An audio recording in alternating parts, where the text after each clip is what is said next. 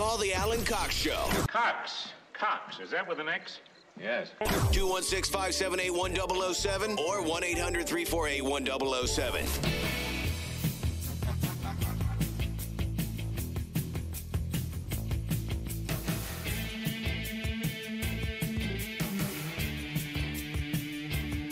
$35192. You want to send me a text. AlanCoxShow.com, where you can watch live.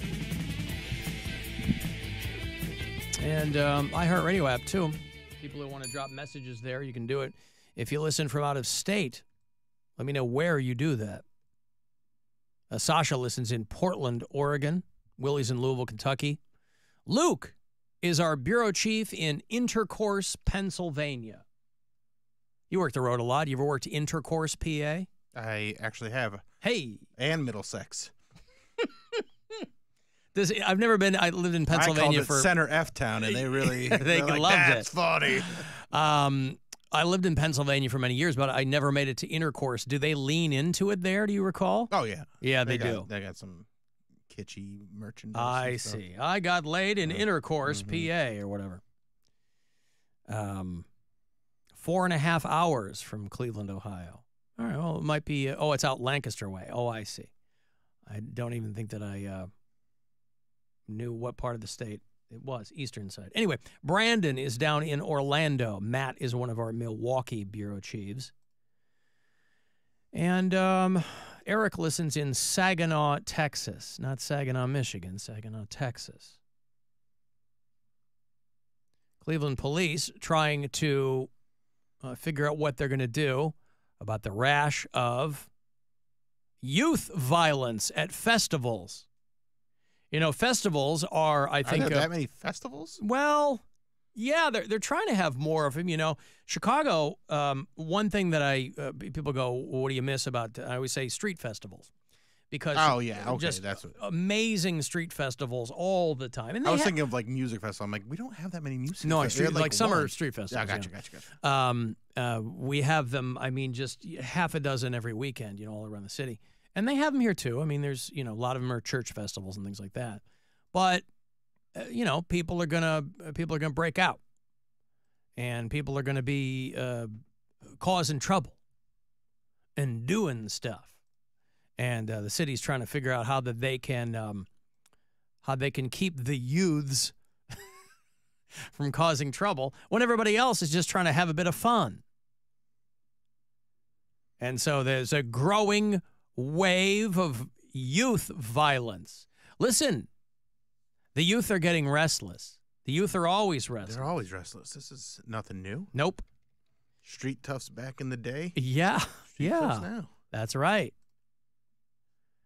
They had a lot of times it's church groups and organizations that put these on.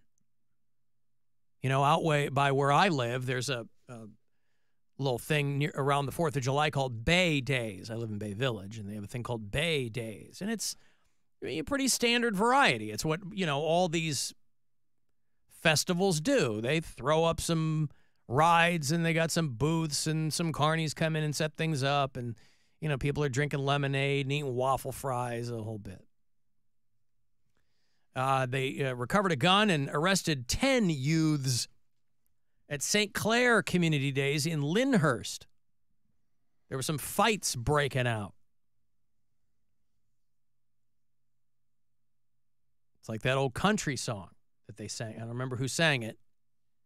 You can lock me up and throw away the key, but you can't keep my face from breaking out. And then at the St. Gabriel Summerfest in Concord Township, 4 people were charged when an unruly crowd overwhelmed Lake County Sheriff's deputies. For the most part, you go to these, you'll be surrounded by ruly crowds. People are having fun, You don't even have to qualify them as ruly. True. You can just say, it's a crowd. Hey, look at this. Everybody's being well-behaved. But then an unruly crowd breaks out, and all it takes is 1 or 2 people. Human beings are pretty, power of suggestion, doesn't have to work that hard. And so a small group can turn into a large one, And people are just looking for stuff to do, especially the youths. The youths love it. You know, a lot of them, they're not old enough. Some of them aren't old enough to drive. They're not, you know. If you remember how things got at the IX Indoor Amusement Park, there'd be big, on a Friday night, tons of people would show up. Yes. And youths would get into fights there. Yeah. And nobody ever seems to have enough security, or because you don't know where something is going to break out, but you know. Summerfest in Macedonia. Somebody fired a gun. And, of course, chaos erupts in a situation like that. And Mayor Nick Molnar, the mayor out there, canceled all the festivals in Macedonia for the rest of the summer because people couldn't keep it together. I hope this doesn't affect Men at Rocks. I hope not. Are they in Summit County? No, but I mean, if they're out in, I think they're in Lake. Okay, right. Men at Rocks. They're going to have Finger 11 tomorrow night. Leanne Rimes, Def Legend is playing. Escape, a tribute to Rupert Holmes / Journey, is going to be out there. They want Ruly crowds. That's all they want. They want to look out and play to Ruly crowds. Right. And let this be a lesson to you, youths. You know, you F around, you find out. Obviously listening to this show. Well, listen, we have a very broad and diverse and wide audience. But are we? And if only one youth hears what we're saying and takes it to heart, perhaps they can exert a small amount of peer pressure on some of the more boisterous members of their group. Mm-hmm. Now, don't get me wrong. I'm trying to be responsible here as a steward of the public airwaves. In reality, I love when this stuff happens. Now, I don't like the gunfire. That's the problem, is these things used to pop off and nobody got shot. If you see a group of people fighting, that's fun. It's fun. You get out of the way. It's like a pit at a metal show, right? You get out of the way. It's when gunfire invariably happens. Somebody's always strapped. It's an open carry state, right? I mean, you don't even have to be causing. Where are all the good guys with guns, by the way? I thought that's all it took. Why you got to put it on Lake County Sheriff's deputies or the mayor of Macedonia? So they're trying to figure out, you know, people want to go to these things. Again, a lot of them happen at church festivals, which is ironic. Their outreach program isn't all it could be. But the St. Ambrose Catholic Parish in Brunswick is going to have added security to make sure that their festival this weekend will remain Ruly. So, yeah, everybody's got to kind of be everybody's got to be vigilant, I guess. Because you don't know. Because the people that are like, you know, firing rounds, they don't care. They're always terrible shots. They're always terrible. So they're just firing blindly if it breaks out into that. They're not hitting the people they're trying to hit. They hit a kid who's on a roller coaster. Or they hit some mom in the leg. This actually brings up a point from last week when we were talking about the first movie that made you cry. Yeah. I remembered what it was. What was it? I was on a plane, and I watched the movie Hardball with Keanu Reeves, and that movie made me cry so hard on a flight. It was a very, very sad movie. And I watched it. Is that where he's got the ragtag, like, kids from the projects, and he teaches them how to play baseball? Yeah. And it's not even like he really teaches them that much. He's just there. But it's like, he's a good influence on them, and they are a good influence on him, blah, blah, blah. But, yeah, there's a sad ending to it. Oh. And on Friday night, the lady and I were out, did some karaoke. She sang Black Velvet, crushed it. I did my usual.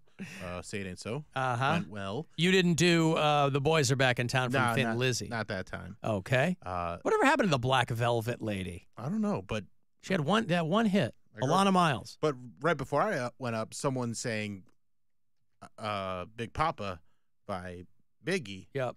And at the end of it, I go, "Rest in peace, G baby." And this black lady turns and she's like, And I'm like, it's from a movie. And she's like, I know the movie. She knew what you were talking and about. I was like, yeah, it's sad. And she's like, she was surprised that I knew the movie. And I'm like, no, that's one of my favorite movies. And it's just so sad, though. And well, unfortunately, you now also spoiled the movie. Well, not necessarily. Well, it's been out for 23 It's like 25 years, isn't it? Yeah, that movie was a long time ago. Came out in 2001. All right. So I watched it with my girlfriend, though. And even you can kind of see it coming. It still just rips your chest out. Yeah. It's so rips your heart out of your chest. It's so sad. You know, But, in man, in 2024, they would refer to that as a white savior movie. Right? Keanu comes in like a what's her name in Dangerous Minds? Yeah. Michelle Pfeiffer. Yeah. No, I remember being in college and going to see Boys in the Hood. That was another one where you're like, a tough oh, one, God damn. That's a sad one. With Cuba and Ice Cube and it's not Cuba who dies in that. Who dies in Boys in the Hood? Morris Chestnut, yeah? The kid that's like going to make it big, like the kid who he's going to be the one that's really going to take the world by storm. Isn't he the one that gets killed in Boys in the Hood? Yeah, wait. Because Ice Cube's Doughboy, and then Cuba is like another ne'er-do-well. But the other dude was the one who was going to like make stuff happen. Because I had a crush on Nia Long. Remember Nia Long? Oh, yeah. Boys in the Hood. Good grief. Angela Bassett was in it. Yeah. Okay, so Hardball made you cry on a plane. Yeah. I've actually never seen Hardball, but It was good. all right. It was good. Was that? Yeah, that was post-Speed. I guess everything for him was post-Speed. That was yeah. post the first Matrix. Wow.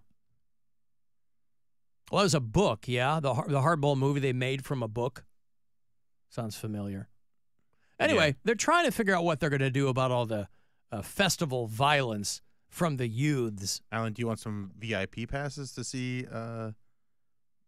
Oh, yeah. Finger Faux shoes, 11 faux tomorrow? shoes. VIP? Yeah. What does that entail? VIP passes? I don't know. Oh, I see. If you want them. No, I'll set it up. All I'm right. fine. No, thank you. All Though. right. Thank you, though.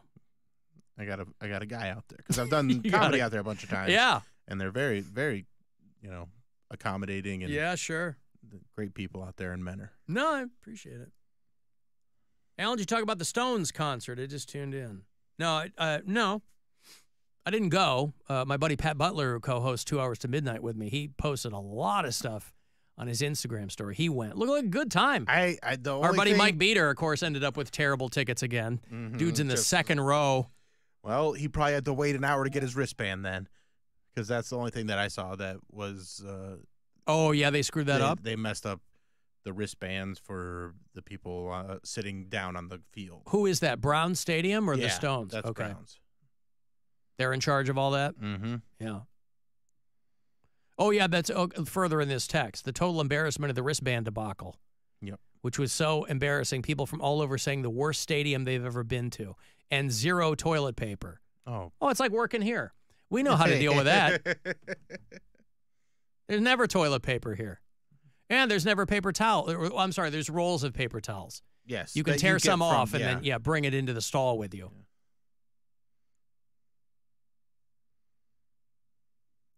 Alan, what's the demographic of youths causing the problems of festivals? Don't sugarcoat it. Call it like it is. Oh, he wants me to say that it's all black kids.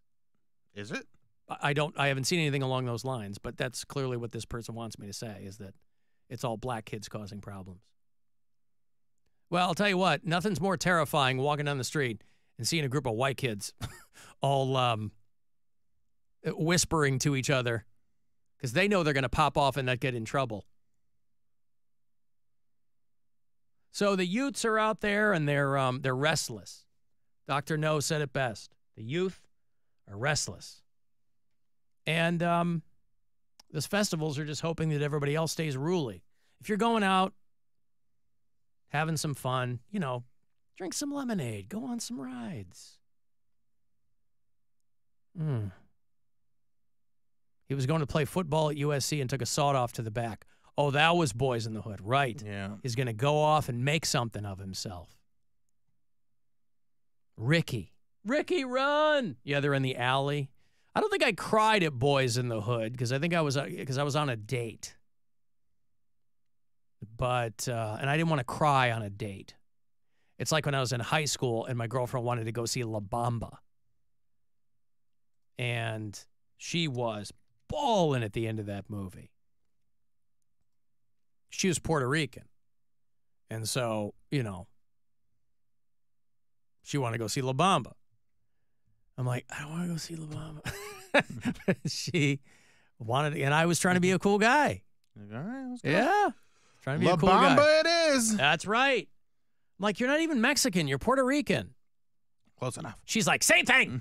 Like, it's not. And don't ever say that. Or like her dad was white and her mom was Puerto Rican. I'm like, don't ever say that around your mom. Even I know that. Don't do that. Like, I know everybody else thinks it's the same thing, but you. But, yeah, she was crying. And that's what started my long career, by the way, of not being good at consoling people. I've had a long and illustrious career of being a poor consoler because it was never done to me. I couldn't learn by example. I was never consoled. And so I don't know how to do it. I've gotten a little better now. I've gotten a little better over the years. But when was La Bamba, 87? I didn't know what the hell I was doing. So I didn't cry at La Bamba. And I didn't cry at Boys in the Hood. But I don't know the last movie I cried at. It's probably something that you'd least expect. I probably cried at Dune. Because I went to one of they're out of popcorn buckets. That's what it was. One of those. Yeah, I was like, damn it. Yeah. No, I went into one of those theaters where they were really trying to recreate the experience. So they were throwing sand in everybody's face at that movie. And that's what caused the tears. It wasn't even emotional tears. It was a reaction to all the sand being thrown in my face, which was triggering in and of itself. Al and the Stones need to give it up. Drunk dudes at karaoke sound better than they do. I mean, that's not the reviews I've seen. I'm sure there's a handful of people who might have been a little disappointed, but those guys, as old as they are still running around. I'm like, good for them, man. I'm sure they weren't at top speed, but how would anybody? You know, those guys are held to such a different, unbelievable standard. Right. And the reason they are is because they've been so good for so long. They've been touring for 60 years. And people go, well, the guy's 80. You're mid-40s and you can't do that. Guaranteed. Every night or I'm sure they're not doing shows every night, but they're probably doing them, every few nights. You got to rest up. But these people that give the Stones a hard time, like, compared to what? There's bands half their age that aren't running around doing stuff. So it looked like a good time to me, boy. I didn't go. But people who went seemed like they had themselves a lot of fun. I was looking at some of the photos, looking at some of our buddy Mike's video on Instagram, but the videos look fine. Mick Jagger's been coloring his hair the whole time. Keith ended up saying screw it, and he went gray. I like that. You like the gray? Yeah. Well, everybody says they like that, but my thing is, if you've been coloring your hair the whole time, then you don't look any different. And Mick's been coloring his hair. But your face looks crazy when your hair is like that chestnut brown, and you have a face that looks like the Crypt Keeper. It looks not good. Yeah, but it's not going to look better with gray hair. But at least it fits. Whatever. Sense. It's showbiz. You're supposed to try to look in whatever way you can. You're supposed to try to look as youthful as you possibly can.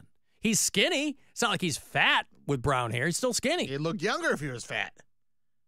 No, he wouldn't. You get a little chubbier, it smooths out some wrinkles. Absolutely. You can't be a fat rock star. You can't.